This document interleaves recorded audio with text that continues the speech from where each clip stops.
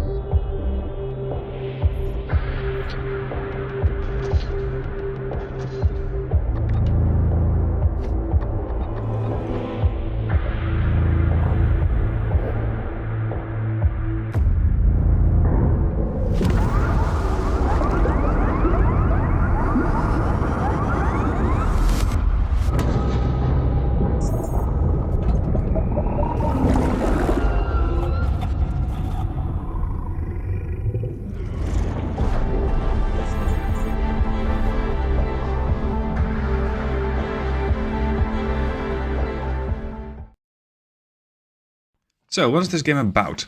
I've slowed down the trailer so we can have a bit of a better look. The backstory is that it is Earth 1976, and you're in command of a deep-sea research facility that is focused on perfecting and weaponizing human cloning. What could possibly go wrong?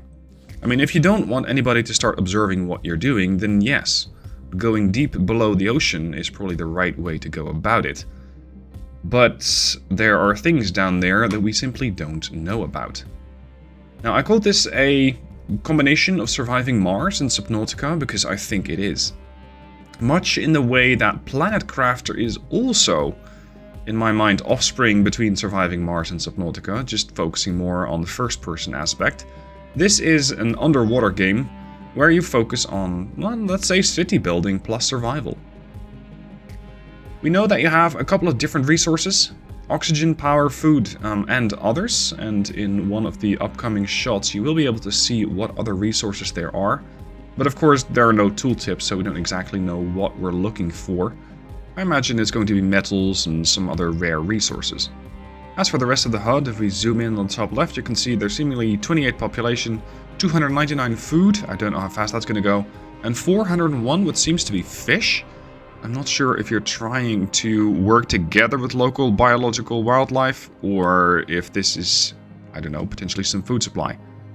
The progress bar could be the objective, could be research, currently not known. Then in the middle of the screen you had a couple of resources. I'm thinking it's metals, potentially some alloy, maybe refined metals. There seems to be a lot of different resources in the game. And the way that they're all hovering around 150 makes it look like this is just a test setup. Fuel is another part you can see in the top right side. I suspect this is going to be useful for your exploration submarines, which is definitely an interesting part of the game. Top right you have power, oxygen, and something else. I suspect research. Now of course power and oxygen are going to be really, really important. Anything that runs out of power is going to be left in the dark.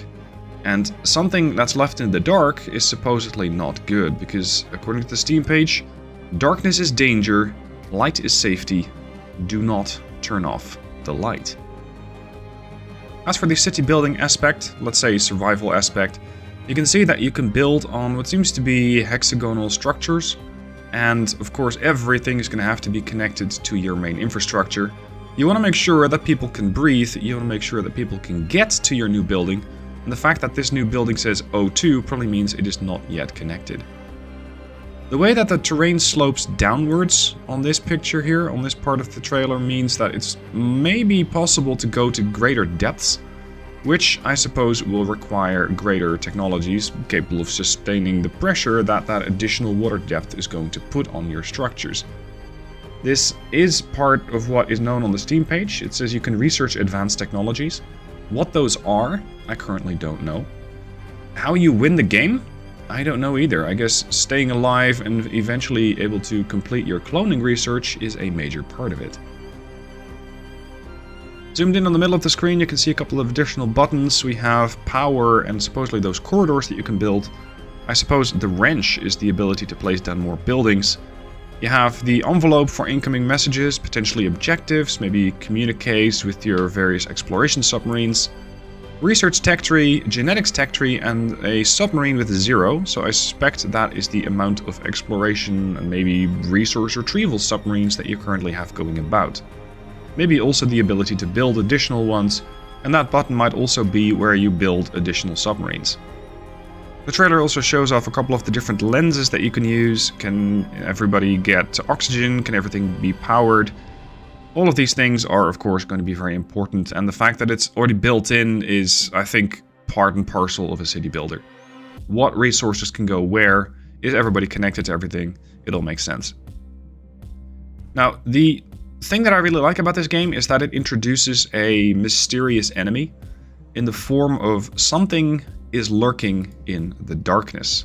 Something is lurking at the edge of the darkness, slithering and seething, as it was said on the trailer. So you're facing something, you're facing the unknown, and as humans we generally don't like darkness. So introducing the dark and whatever might be lurking in there, which is in fact your own imagination, is a really clever play.